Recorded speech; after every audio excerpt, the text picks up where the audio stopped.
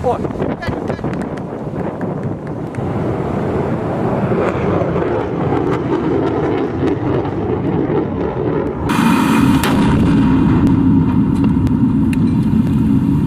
Hello, welcome everyone. It's a pleasure to be here once again on Standpoint, which is a talk show organized by Law and Society Alliance. And this talk show essentially discusses global cross-sectoral issues that significantly impact global security and Indian security in particular. And today, we have chosen a very interesting topic concerning India's most significant threat in our neighborhood, which is China, and which is a favorite subject of me personally and also our guest today.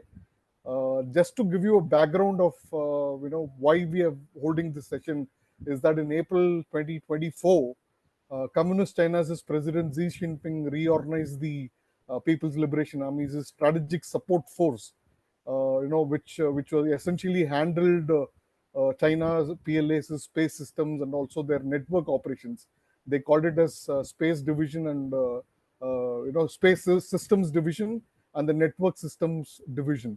So we are trying to understand why a force, which is the Strategic Support Force, which was started just around 9 years ago, under the same president, Xi Jinping's tenure, as soon as he came over, took over the presidency and started these military reforms. Why has this been reorganized and why has it been reset?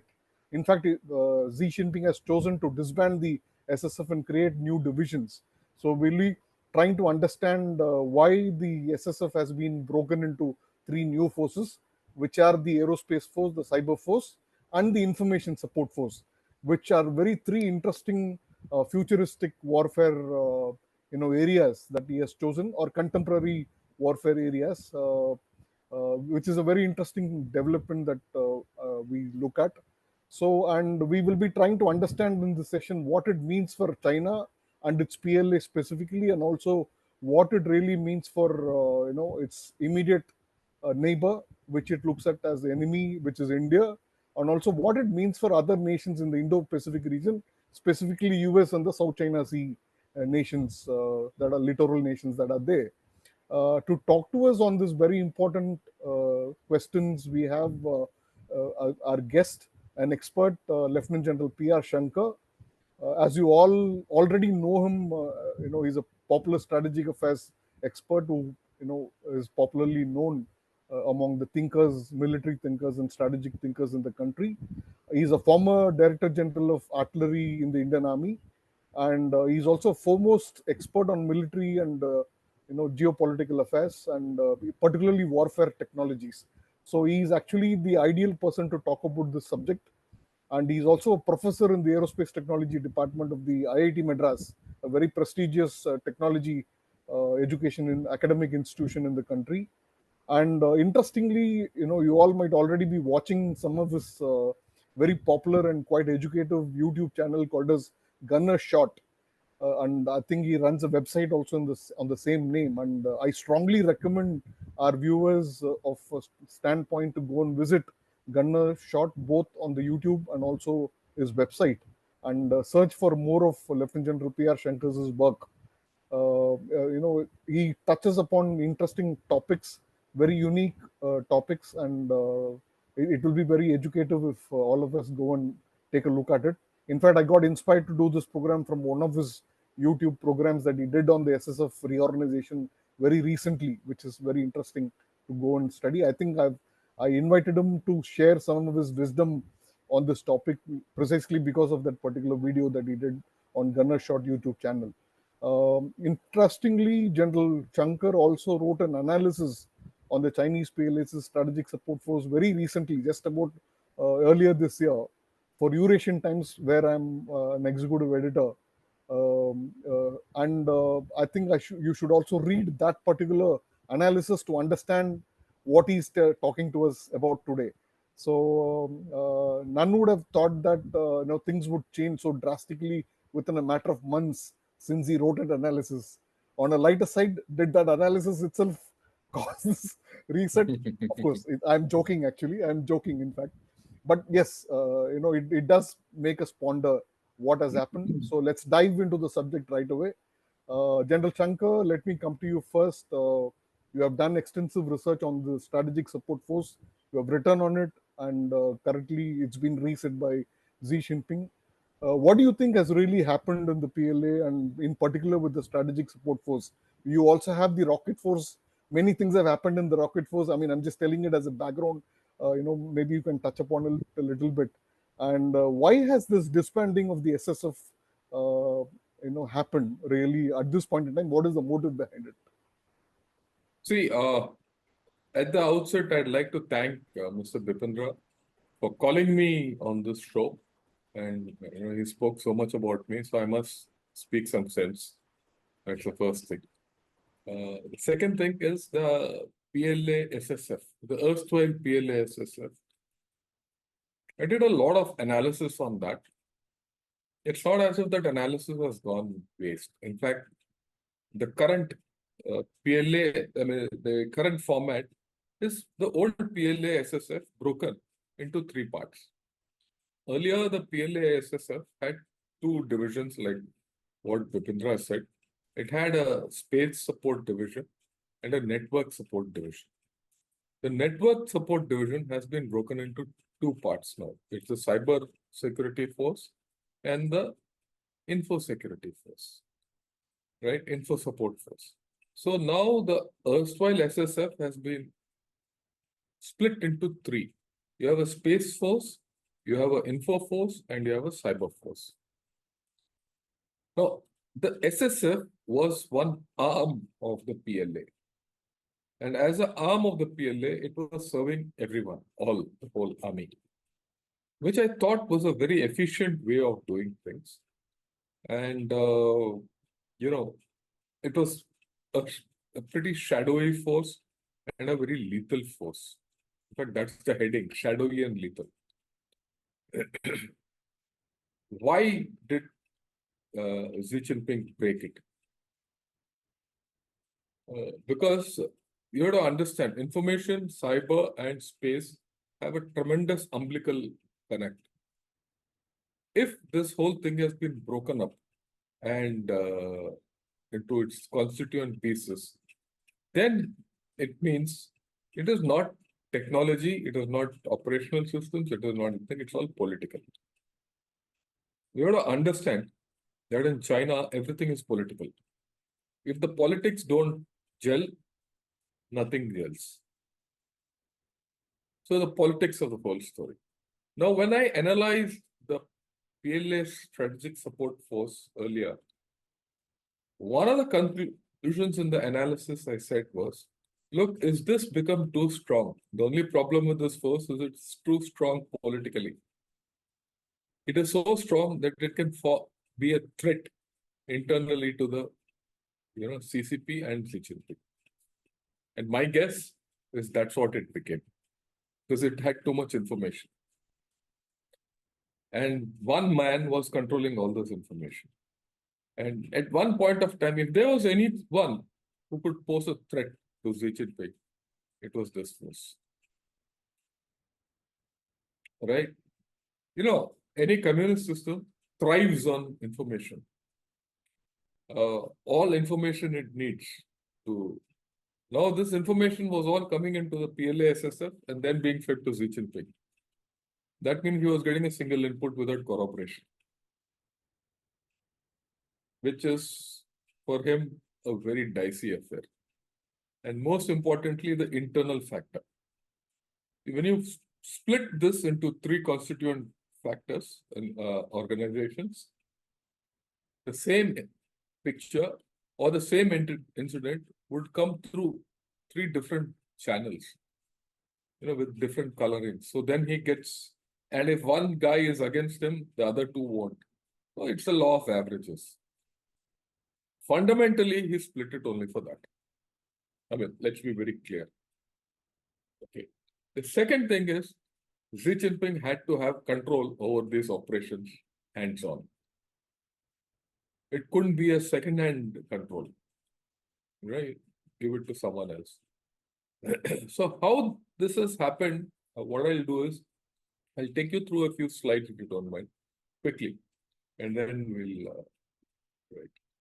I'll just first share this. Yes, sir. I think that would be Yeah, that would be interesting. Yeah. Yeah.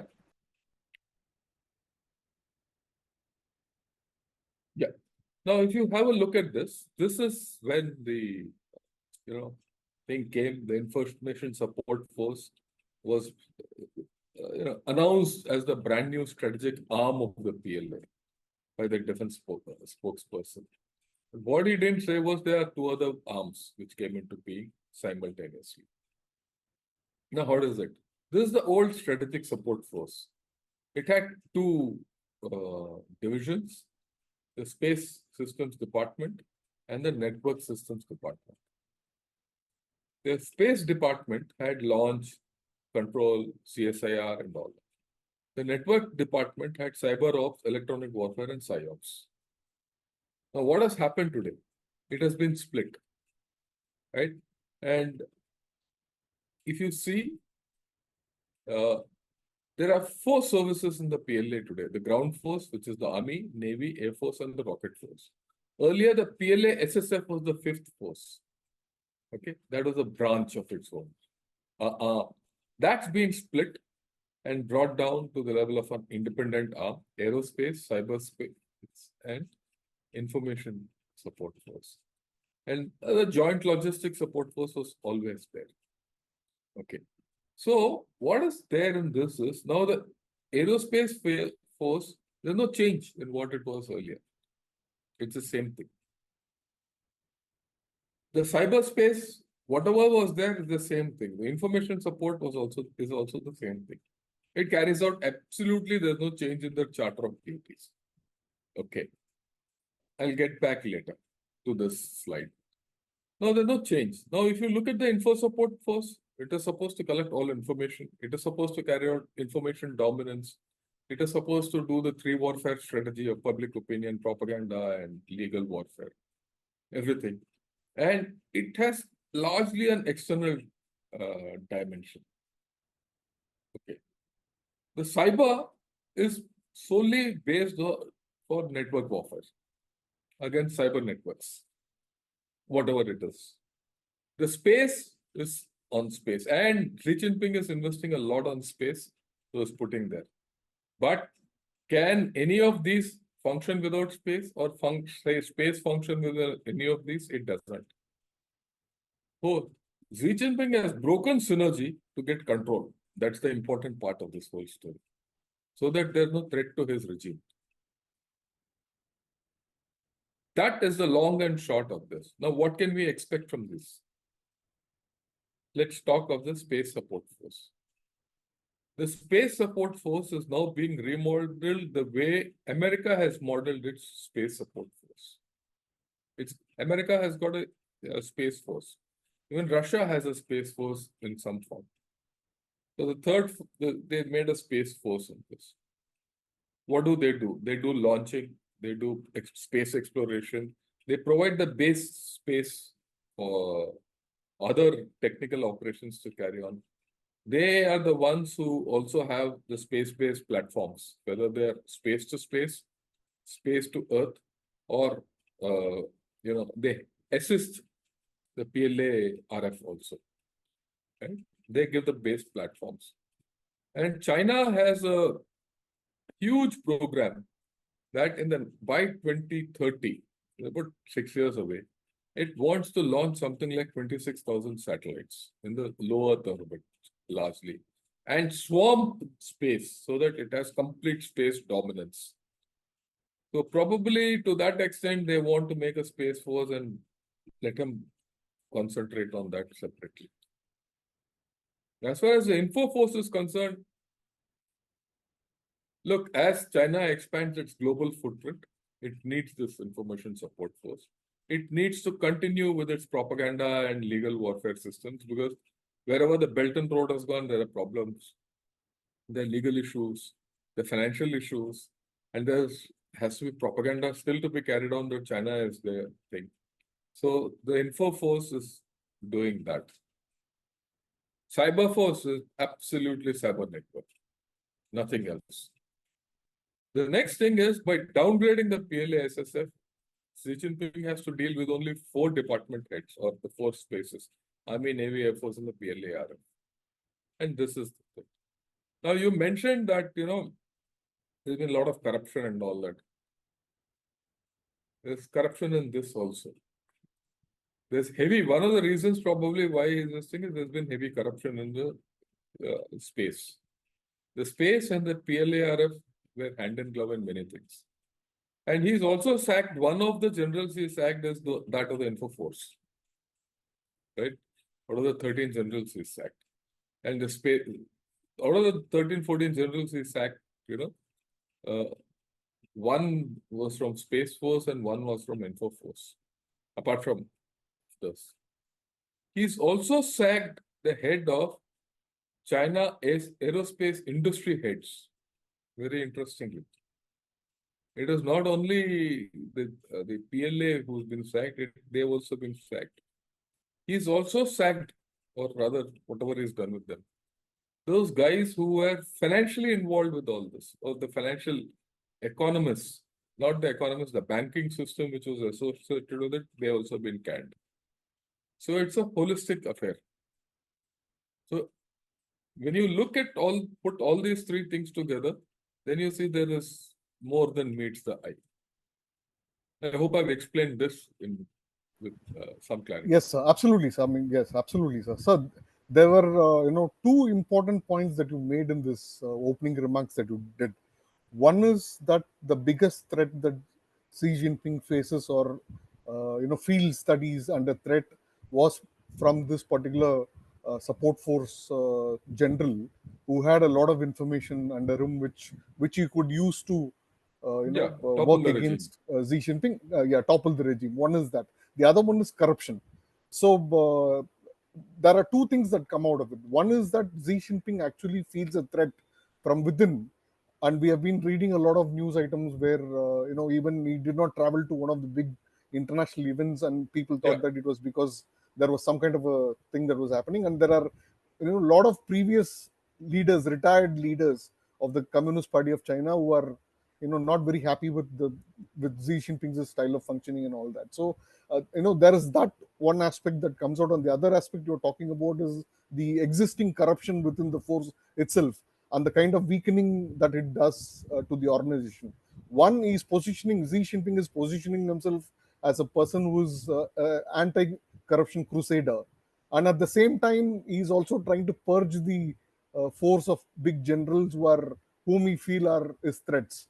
So in this particular dynamic, so what is your assessment? Do you think there is really some kind of a Xi Jinping's control of the entire CCP and the military arm of it? He's also heading the Central Military Commission, by the way. But is that what is happening, or I mean, is he really serious about corruption crusade that he's actually talking about and carrying on? What is the truth behind these two scenarios that are emerging? both are true. Put it bluntly, both are true. In fact, the previous head of the PLA SSF, after that he's not heard. उसका अता पता नहीं है. No one knows where he is. He's been removed. Right? And that's the first thing. See, the previous SSF, with him as the head, whoever the head was, he could gather everything, and Xi Jinping had to depend on him.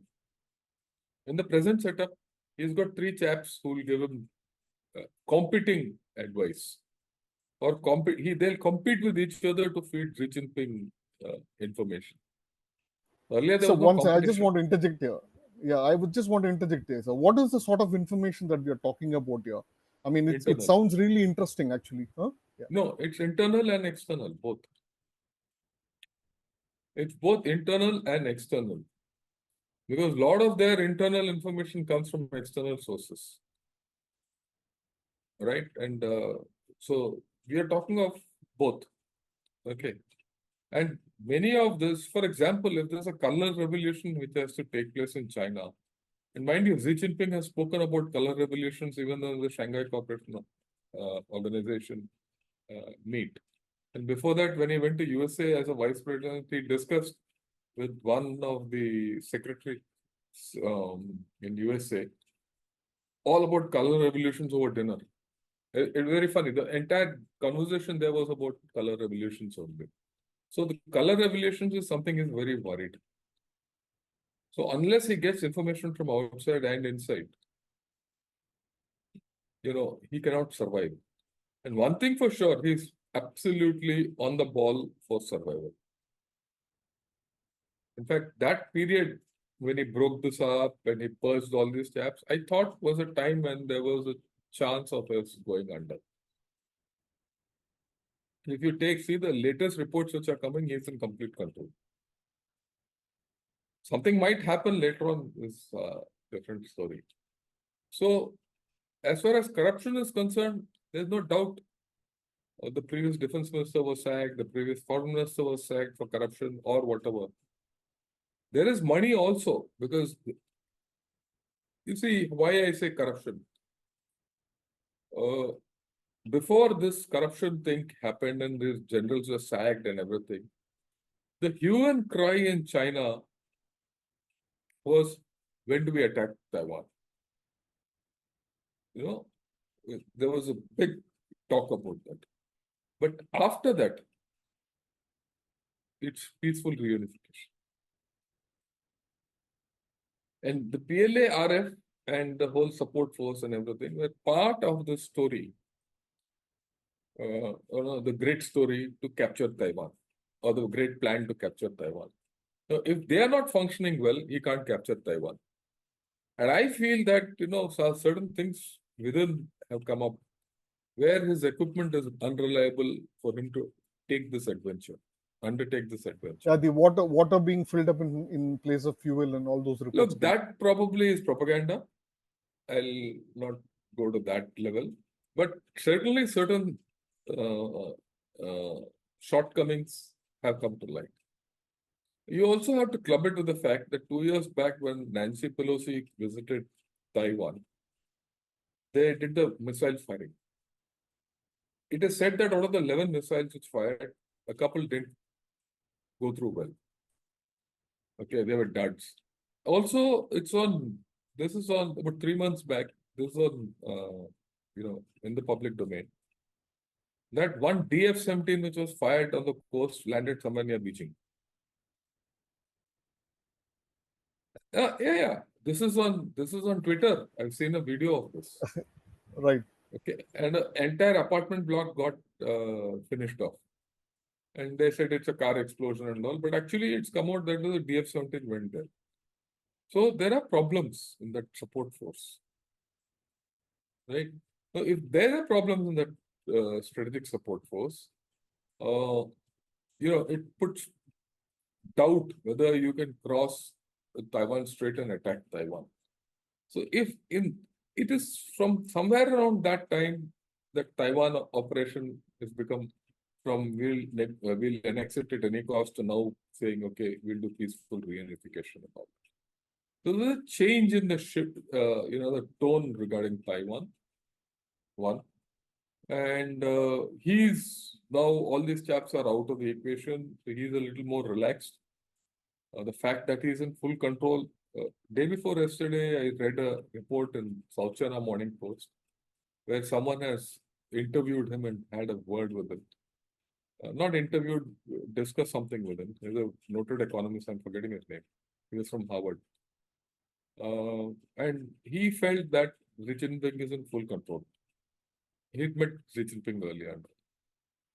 So, all this, when you put together, to me, it's very clear that the PLA-SSF was broken up, not because of any operational reasons, but because of the fact that it was not up to the task as per Xi Jinping's assessment. And there was corruption. And of course, there was threat to his own survival. So all this put together. Yeah, I mean, corruption does kind of feed into the incapability of the rocket force itself. Yes, absolutely. So there are. I mean, I'm on this issue. I'm just going to ask you just 2 more questions and then move on to the SSF. One is, I mean, because there are a lot of interesting things that are coming out from what you're presenting right now. So one question that came to my mind is that what could be that information that the Information Network Systems Division General had, or what could be the potential information that could actually weaken Xi Jinping? Let's look at scenarios. What are the scenarios of information that this person had or could easily possess? Was it Xi Jinping's own personal corruption? Was his interpitude? What was it exactly? So, was he plotting Okay, against any of his own people? see, it's like this. Information is something, it's not necessary that he has information or no information. Lack of information is a problem. If I withhold information given to Xi Jinping, then Xi Jinping is forced to take a wrong decision. Or if I have uh, information which is inimical to Xi Jinping, then Xi Jinping is subject to blackmail or he's under threat. So it could be anything. And my way of looking at it is, it's probable that Xi Jinping was being withheld information from so that he takes a wrong decision. If he takes a wrong decision, then the outcomes are bad. And if the outcomes are bad, he is in bad light and he can be then thrown out. So, these types are devious. Any of this autocratic system is devious. And if you see, we want to see how devious the system is, how lying they are. I mean, they constantly lie. You can't take them for granted. And that is why a system which spies on itself, every day you have to look in your own mirror to convince that you are there. Otherwise, you're dead. This, this is something which is, hand me down from the Soviet system. The Soviet system was something similar. So nothing new, Yeah, right? it So is that's how inherent in it the is. communist system of It's governance. a Yeah. system, yeah. Yeah, so it's a, you also, Yeah. this will be the last subject because we Yeah, are yeah, no slightly problem. deviating from what we were discussing. No But I mean, problems. these are very interesting things that are Yeah. coming out. So that's why I want to. You didn't mention about the incapability of the, some of the, I mean, rocket force and other forces to fight a war, particularly in terms of Taiwan. But are they really, in a position to take a fight with anybody, to take a battle to anybody at this point in time? The PLA as a whole, how do No, you see that? no. I'll give you something which I've not spoken anywhere in public, but it's there. You have to look at China, not from the immediate thing. You have to look at China from a longer perspective. Everyone says look deep into China. So let me take a deep look. Look at the whole thing starts when? 2017. 2017, Doklam happened. Okay. They they took the trouble of ensuring not a single bullet was fired, not a arm was raised. Okay. It was all Dakamaki, jostling. That went on for 2 months, the whole thing. Then look at 2020. We had face-offs, standoffs, all that nonsense. But still, not a single bullet fired. They went out of their way to ensure that they didn't fight. Okay? Come 2022, Yangtze. They came again, made an effort, and a lot of people came to dislodge their posts. They got beaten up, went back. Still, they didn't use their weapons. They're not prepared to fight. It gives you an indication of why. Okay, now if you think that is that, look at Taiwan. They've spoken so much, they changed their track on Taiwan. Okay, everyone knows that they're not capable of doing everything to go across to Taiwan. Look at what's happening in Philippines. Whatever is happening in Philippines, if you track it, for the past 8 months, there's been jostling. Boats have been bashing each other, water cannons being fired, militia boats coming and blocking Philippines. They're trying to tow away that Sierra Madre, which is stuck on the second Thomas Shoal. All those nonsense is happening. Yet, they have not taken that. They have not. China has not attacked Philippines even one bit. So if you see their complete thing for the past 4 years, they do a lot of things, but they don't fight. They're not prepared to get into a proper conflict. They're worried. Okay? Even when Nancy Pelosi went, they did firing. Every time something happens on Taiwan, they circle around Taiwan, like a very mad bull. And nothing more they do. Why? You have to understand this. And then conflate it with what's happening in Ukraine. Ukraine, till the time Ukraine happened, everyone thought wars would be short and sweet and X, Y, Z. And if wars will not be fought kinetically, it will only be long distance warfare and cyber and all that. But what did Ukraine do? It said all this is nonsense. War is violent. People die. And you still need tanks. You need still guns. You need old-fashioned artillery. You need guts to go and fight. Okay, that changed. Now 2 years, no end to fighting. Look at what's happening in Gaza. There's absolute mayhem going on out there. I forget who's right or wrong, but there's no end in sight. It's likely to go on. Look at what happened between Israel and Iran. Long distance fight, very clear, nothing, no one will win. So Xi Jinping is learning all this. So he's suddenly realizing that I might have the greatest military power on earth, but I can't fight. And especially when, this is my theory, which I've written again in Eurasian Times, that, PLA has always 6 new things, if you remember. It has new recruits, it has new leaders, it has new equipment, it has, new structures, it has new organizations, and it has a new philosophy all the time. Everything is new. Now you just think, you have an organization, right? Say, in a system. Overnight, you change that organization. Okay? If you change the way that system functions due to a change in organization, that system will start underperforming. That's natural, isn't it? Till that system stabilizes.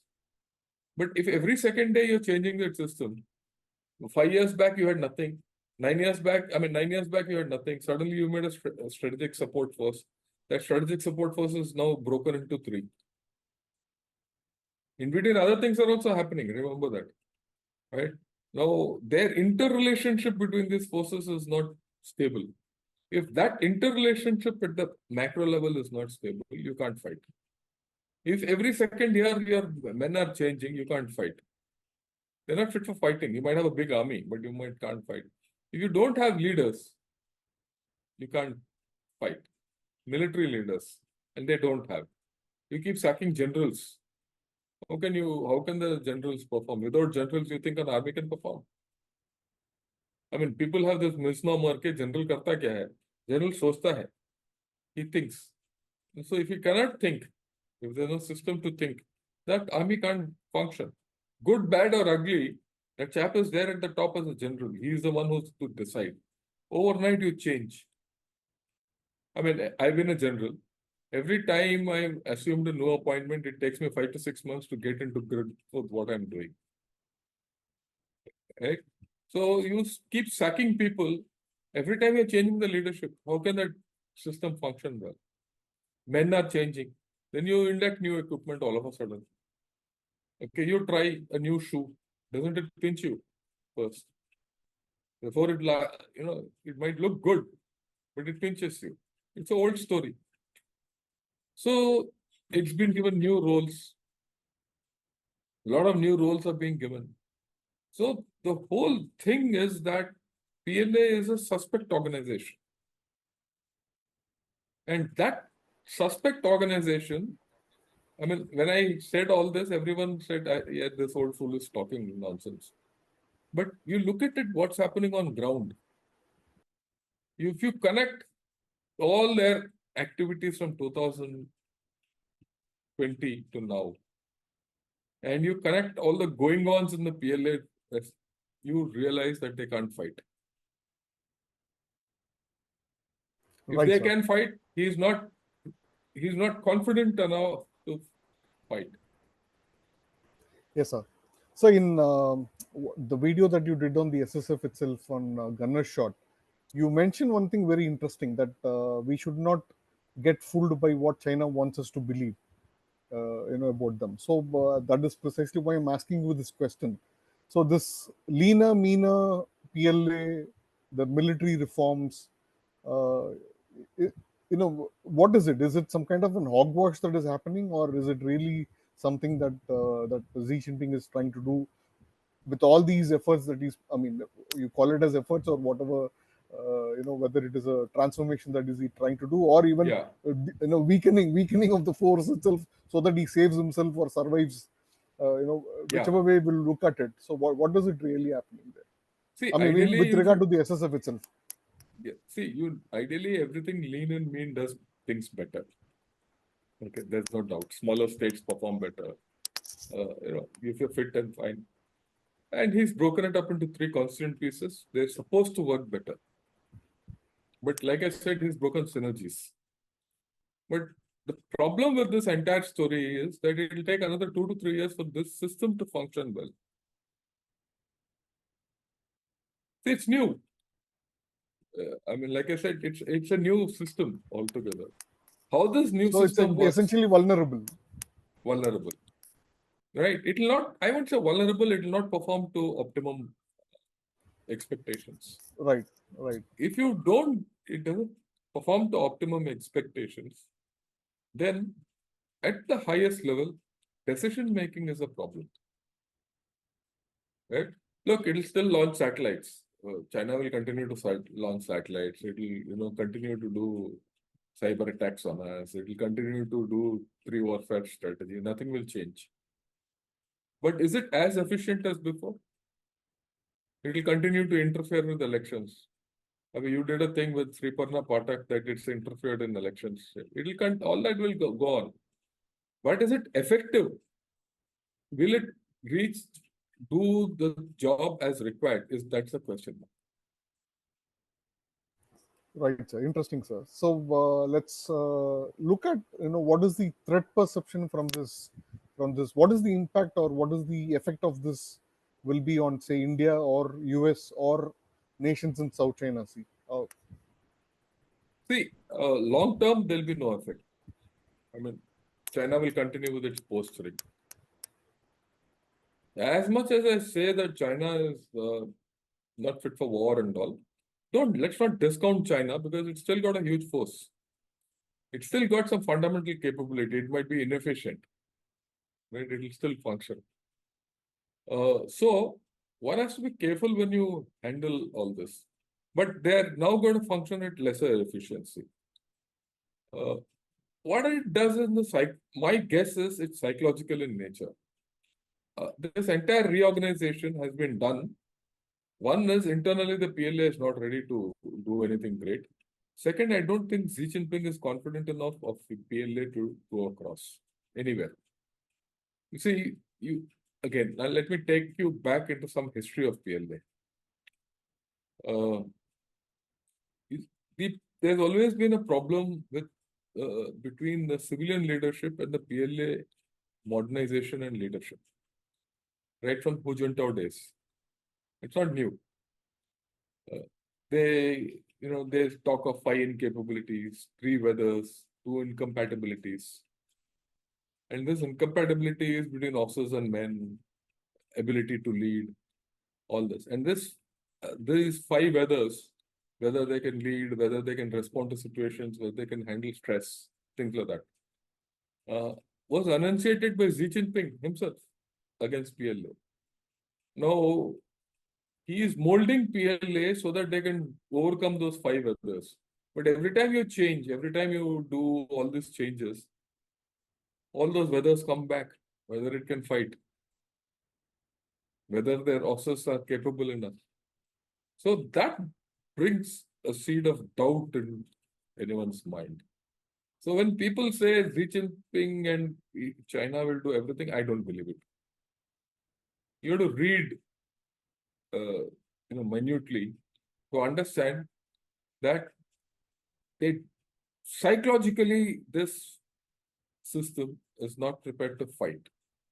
course, there's another issue connected with this is that they're not prepared to accept body bags. They don't tell how many people they have died in any conflict.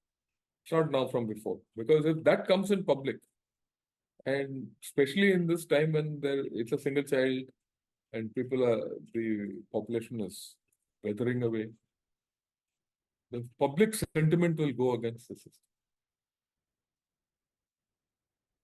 So that is why I have my own doubts whether today PLA is a fighting force about which we need to be worried, at least in the short term. We'll see in the long term.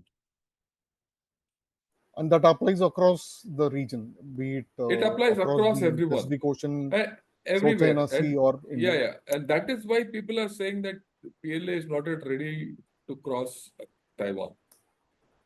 Look, all this is with a caveat. The caveat is don't underestimate China. Don't think it's a force which can't fight. It can fight.